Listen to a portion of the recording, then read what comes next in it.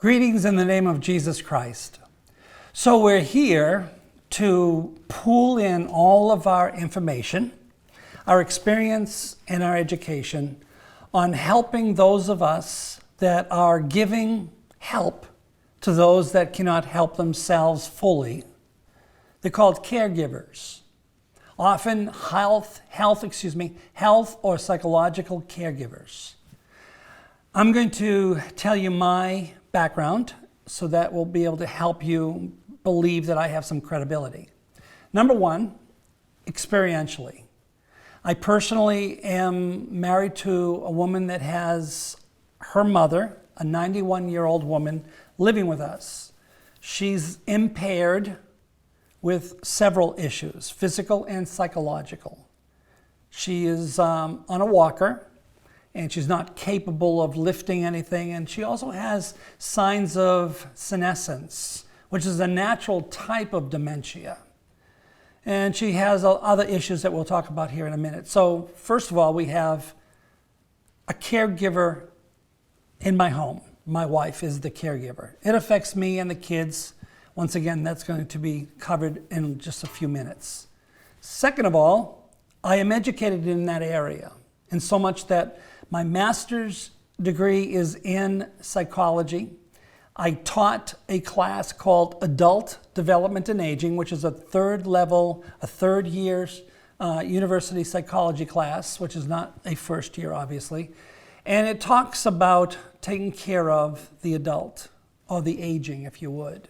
So between those two things, along with being a senior pastor of 42 years dealing with the elderly and those that are caregivers, I believe that what I have to offer you in way of study will be able to help you. So let's get into it. Primarily, being a caregiver or families involved in caregiving is not a new thing.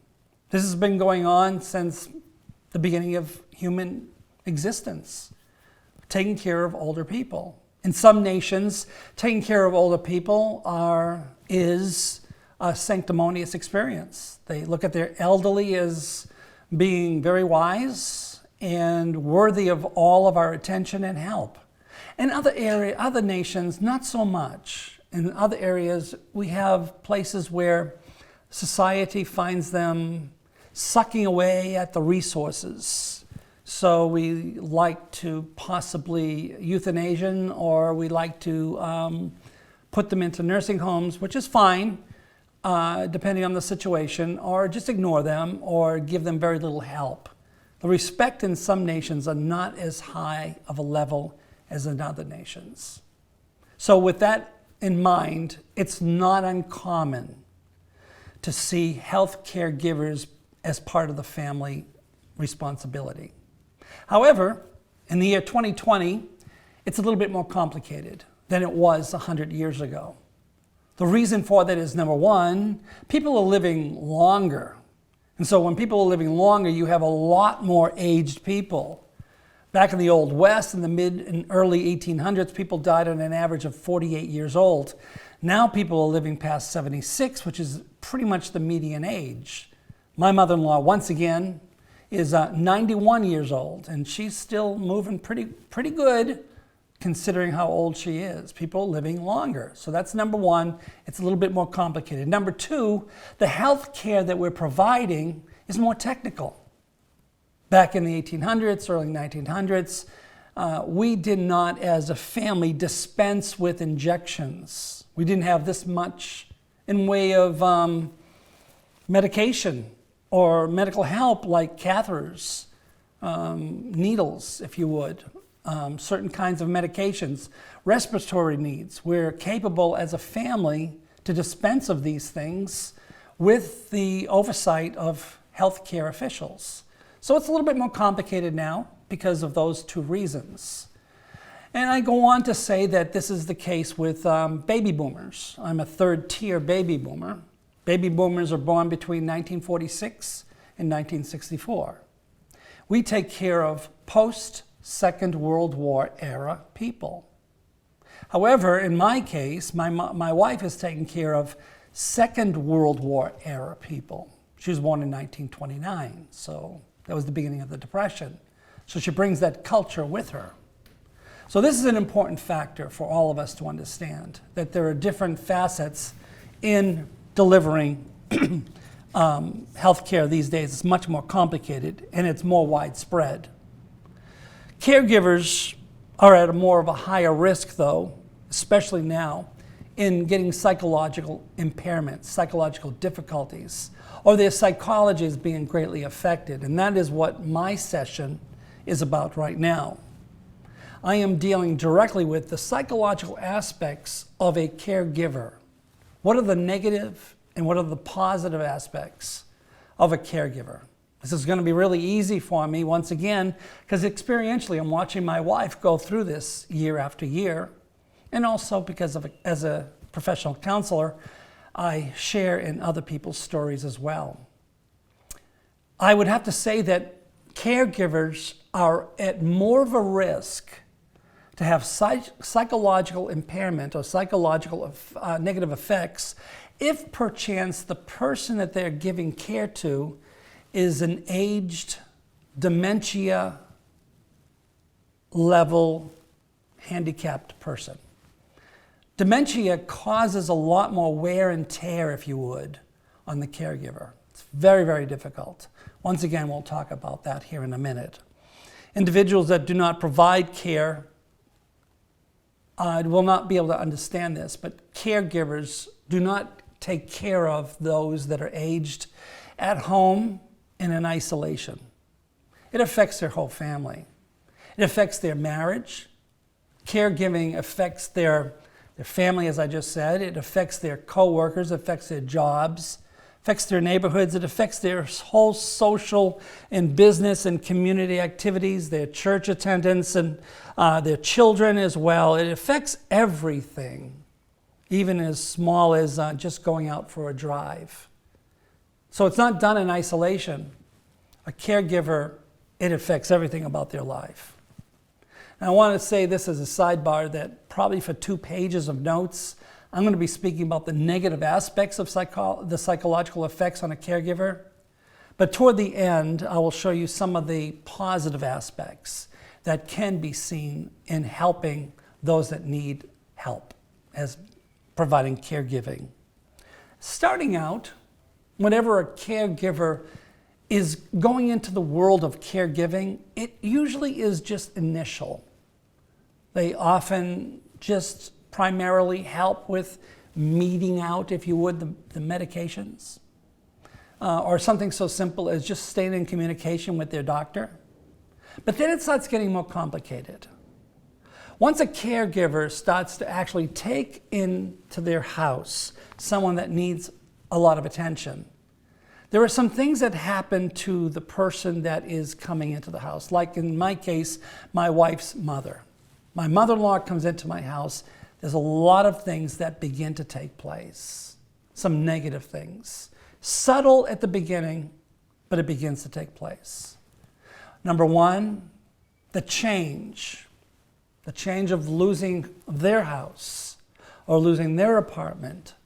The sizing down, if you would, where they start to lose all of their belongings. They have to start selling off their properties, or they need to give away a lot of things they don't want to give away. Things that they consider heirlooms, things that they consider precious to them. They start to want to hoard it. And so they begin to put what little they were able to transfer into the new place where they were living, ever so small as it is. There are other things that happen. They feel very lonely as a new person in somebody's house. They feel a sense of being a burden. So there's some depression that comes in there, some loneliness, some realization that this is pretty much the end of their independent life as they know it. This has a direct effect on the caregiver because the caregiver doesn't see it initially. It's very subtle, as I just mentioned. And so because of that, the starting out is small, but it begins to open up slowly with some expanded responsibilities that becomes an issue when, like my mother-in-law, for instance, that needs to have some depressive symptoms taken care of, or some anxiety, or some irritability, or some anger, or even some fear. Often, whenever you are in somebody else's house or in a nursing home or an assisted living situation, there is a fear there. In my mother-in-law's case, there's this constant fear of not having any finances, not knowing what's going to happen tomorrow. So as a personal example, I bring every month, I go to the mailbox and I bring her bank statements. And she combs it very carefully, line by line. Because of her age, she does not do it online. She doesn't check her cell phone. She doesn't get online on the computer and see all of her transactions. She does it literally with paper and a phone, talking to the bank themselves. And sometimes paranoia sets in and she thinks that money is missing or people are stealing her money, when in reality it's really not. So as they get older, there are surrogates or power of attorneys that are transferred over. And this causes less of an independent feeling. So when somebody else is taking care of all of your money and all of your property, and you're not making any major decisions about your life whatsoever, there's some fear that sets in. And there's very little you can do about that. Because whenever there's senescence or a deterioration of your mind, or even dementia, there's 6 different types of dementia. One is Alzheimer's. When that starts taking place, then the memory becomes at a loss and they don't know where they put anything, especially their monies. It's very frightful for them and it's very taxing for the caregiver. Going on, and please forgive me for looking at my notes, but it's just full of a lot of facts that I don't want to miss. So here comes all the psychological impact on a caregiver. I want to speak about this because there's a lot of problems that come with a caregiver's psychological effects, especially when the caregiver has pre-existing psychological issues. If they are already a depressive before becoming a caregiver, if they have maybe bipolar disorder or their borderline personality disorder or their OCD or whatever it may be, especially depression, bringing in somebody into their life and being a caregiver just exacerbates that. So the psychological issues become more obvious and more need of attention. So the caregiver reports often, relatively, the following. They often, within a few months of being a caregiver, they report high rates of exhaustion, being overwhelmed, and not having enough time for themselves. They find themselves very, very busy giving their patient or their mother or father, or whoever they're taking care of, they spend a lot of time giving them showers, grooming, dressing, feeding, transporting them, shopping for specialty items. In my mother-in-law's case, my wife will tell me to go and get diapers and formula for her mother, which is her way of saying in a very, humorous way that it's almost like taking care of a child again. The formula is just pretty much protein drinks that the doctor tells my wife to give her mom. So that's the formula. It's like Ensure, if you would. And then the diapers, of course, would be the adult diapers for incontinence, which is very common with people that are aged. And so that is the case with my mother-in-law, and that's the case often with specialty items being picked up. This is very, very taxing. And if you just let your imagination run, there's a lot of things that come with that often, especially changing diapers and disposing them, and et cetera, things like that. Then there's also the stress of the power of attorney, and also the stress of wills and bank accounts and liquidating of properties, as we've already mentioned. So a lot of this stuff becomes stressful, burdensome. Symptoms of depression sets in for the caregiver, anxiety and impairment of quality of life at home. And it turns into this term called downstream illness. And what that means is if you've got a lot of stress and if you've got a lot of psychological issues, it begins to affect you physically, that we're going to talk about here in just a minute. Psychology affects the body, and the body can affect the psychology. And so in this, if you ever remember this, depression often is either A, biological, or it's event initiated. An event-initiated depression could be like somebody passed away, so they become depressed. That becomes the psychology. The event causes a psychological issue.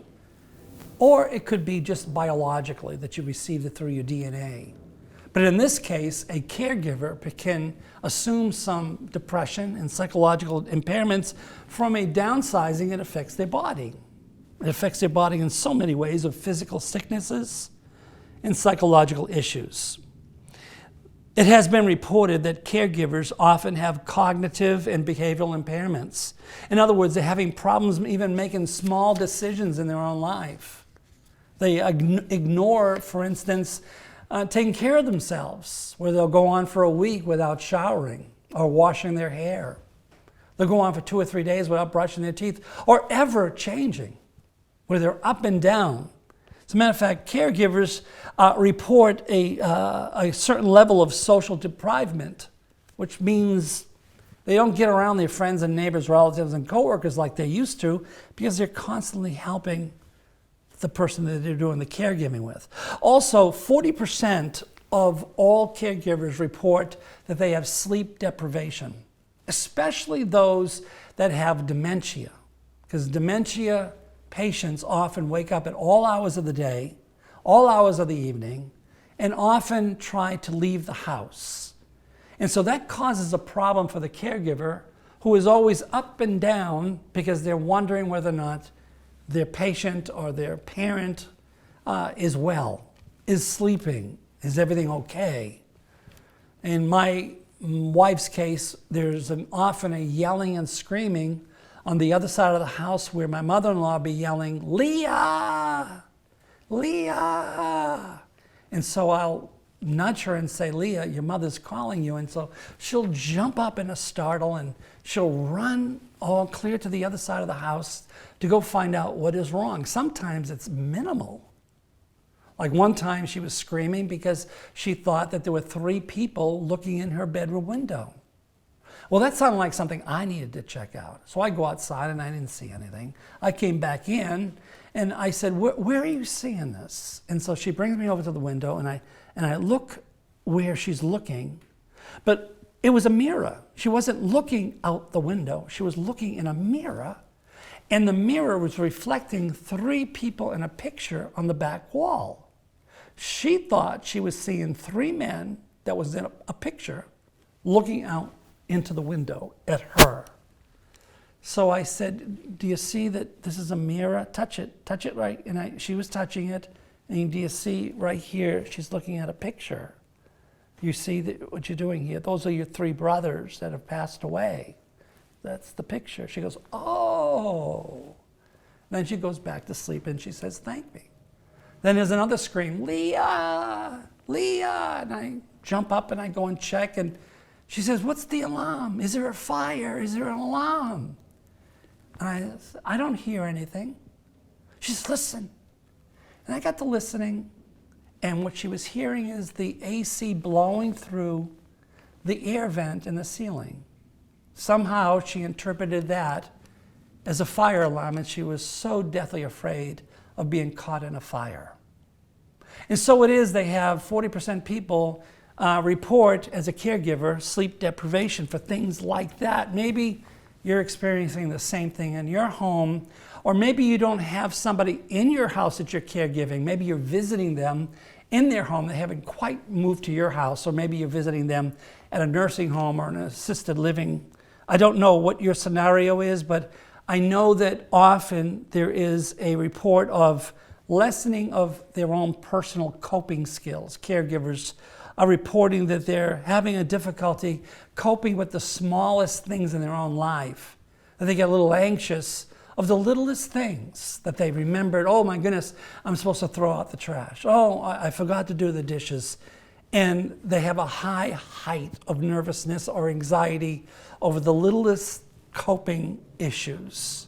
And I've noticed that actually with my wife as well, and maybe you do as well. You see this association here. Something that I found amazing, according to a study that was done in 2007 by a psychologist named Rabinowitz. Rabinowitz reports that the majority of caregivers that are suffering psychological impairment from being a caregiver, that the female is more apt to suffer from psychological issues than the male. I found that quite interesting. There are social limitations, as I've already mentioned, and you can imagine how less of opportunities you have for your personal self because you're so inundated with taking care of somebody all day long. It affects their friendships, their family, their church attendance, going just to the movies, or just going out for a drive, or casual shopping. In many cases, those things are limited to maybe even non-existent because they're constantly having to take care of that responsibility as a caregiver. According to a study that was done in the year 2000, things got so bad to such extent with some caregivers' lives that it involved marital infidelity, spousal abuse, and even divorce. The reason for that is because the stress is so much as a caregiver with some people that it affects their marriage so much that there's infidelity involved. It affects their family so much that it affects spousal abuse and even a divorce. Whenever you, as I mentioned before, are a caregiver, it's not done in isolation. It's not done in a void. It affects everybody around you. So if it affects your whole family, like your children, your husband, or your children, your wife, and everybody around you, everybody's got an opinion about what is going on in their house because it affects everyone. In my case, we've got 2 grown daughters, both in college. They have an opinion about how my wife is taking care of her mother in our house. And I have an opinion as the spouse. I wrote down some things that they have found about what goes on with the differing or the conflicting opinions within a family. Number 1, there are differing views about what the appropriate boundaries are for a caregiver. Where does this stop? Where are the boundaries here? And often the caregiver has no boundaries, where the spouse and the children demand boundaries. I can give you some examples. In my house, my daughters, they would prefer not to interact with my mother-in-law because she doesn't put her hearing aids in, and so she can't hear anything. And it's very, very frustrating to my daughters to talk real loud with the hopes that she gets 1 or 2 of those words. So their boundaries are avoid her at all cost. Run upstairs into their bedrooms when they come home. Do not interact. Get their dinner plate and run up the stairs and shut the door in their bedrooms. That's their boundaries. Their boundaries are, I don't want to overlap. So that's number 1. The boundaries, the appropriate boundaries are often fought about. And number 2, the disapproval or the approval of certain actions and that should be or shouldn't be going on. Should she be able to walk into closed bedroom doors, or should she be allowed to wash dishes when she's not capable really of doing dishes? Should she be allowed to do the smallest chores that she may want to do? On and on I can go here. This often causes a conflict. And number 3, the financial issues that come with taking care of somebody. That often causes a family conflict. Should we buy that? Should we spend that? Should we invest in that? That becomes an issue. And I can go on and on with that, but I don't want to belabor it. Something else that's kind of really important that I wanted to share is that the negative effects on a caregiver can translate into, are you ready for this? Mistreatment of the person you're taking care of. Because the caregiver can get so frustrated, so angry, that their tolerance level goes all the way down to almost nil. And because of that, it becomes a place where it has been reported that mistreatment, abuse, exploitation, neglect, and abandonment and so on and so forth takes place with taking care of someone that is in your house, where they just throw up their hands and they become intolerant and begins to maybe do things that could be mistreatment. Now, fortunately, that does not go on in my house because my wife just dearly loves her mom. But I could see this being the case with somebody that may not be related or may not have the patience that my wife has. Maybe, just maybe, that the patience may wax away and that it's just all outright abandonment and, well, number one, not feeding, not tending, not answering to calls for help, not taking them to the doctors, not helping them with their medication. Where they need to be moved around physically, it's done very, very harshly, or roughly, or not at all. And this could be the case with folks that are not made for being a caregiver. There's a positive side, yay! There's a positive side of being a caregiver. There's been reports that say the following. Number one, caregivers taking care of somebody, they feel a sense of an appreciation of life. Seeing someone that's not doing so well in life, they begin to realize their own youth, their own health, their own strength. So they begin to appreciate life a lot more. Number two, they have more of a sense of personal growth. They start to do things for somebody else, and they start feeling good about themselves because they take the thumb off of their own pulse and they stop paying so attention to themselves and their own plight, and they start looking at somebody else and helping somebody. They sense personal growth. Number three, they have a sense of self-efficiency. They didn't know they could do this much. They didn't realize that they could be so quick of a learner about the laws that entail, or about government sustenance. They didn't know that they could be so helpful where they thought they were terrible at medical things where they turn out to be quite good. I didn't know, for instance, that I could give an injection. I didn't know that I could give someone a bath. I didn't know I could help somebody in counseling. They feel a sense of self-esteem or self-efficiency. They feel a sense of competence. Self-esteem has grown. And here's something, a closer relationship with the person they're giving the caregiving to. I noticed that with my wife. She's gotten very, very close to her mom. She's one of three. There are three daughters that my mother-in-law had. My wife is the youngest of the three. And it hasn't always been a wonderful relationship because my wife is very independent. It has been a little rocky when she was younger. And so in lieu of that, when she started taking care of my mother-in-law, they started becoming closer. They started getting on the same page. And the love for each other and the understanding has really opened up a lot. And this is also some of the reports that have come in through studies where, yes, I have a sense of positive feelings toward being a caregiver.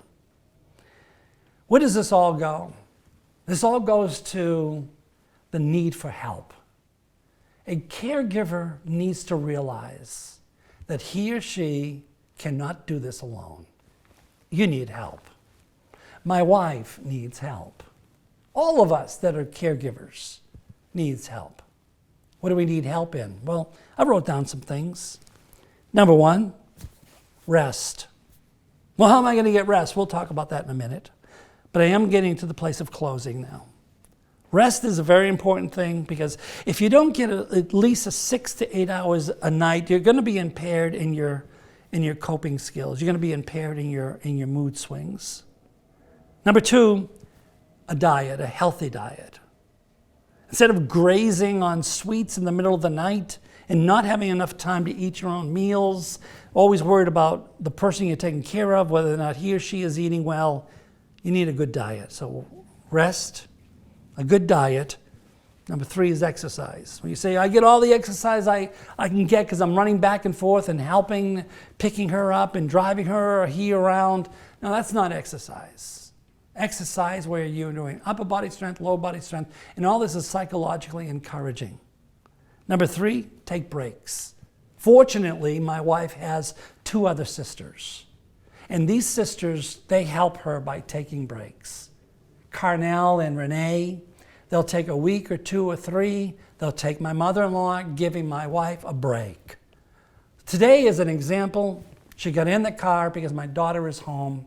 She got in the car by herself and she just drove and did some shopping just to get away. Breaks are very, very important. Something else. Getting into a support group, as formal or informal as you want, but getting around other people your age that are taking care of their age parents or their aged friends, when you get together in a support group, it is really healthy to share stories and to share remedies, if you would. Oh, here's what I do, and this is what I did. This helps in caregiving support groups. And also learning to share responsibilities. That was hard for my wife. My wife wanted to do it all because it's her mother. But now she's allowing some of us to be able to help her in way of helping her mother. Last but not least, and this is so very, very important, this is not the end of your life. A caregiver should not think, this is the plight until I die. This is not the case at all. As a matter of fact, you're going to get much better at it. This is not forever. I don't want to speak into everybody's situation. I'm just speaking into your situation right now. Please know that there is life after caregiving. May the Lord bless you in Jesus' name.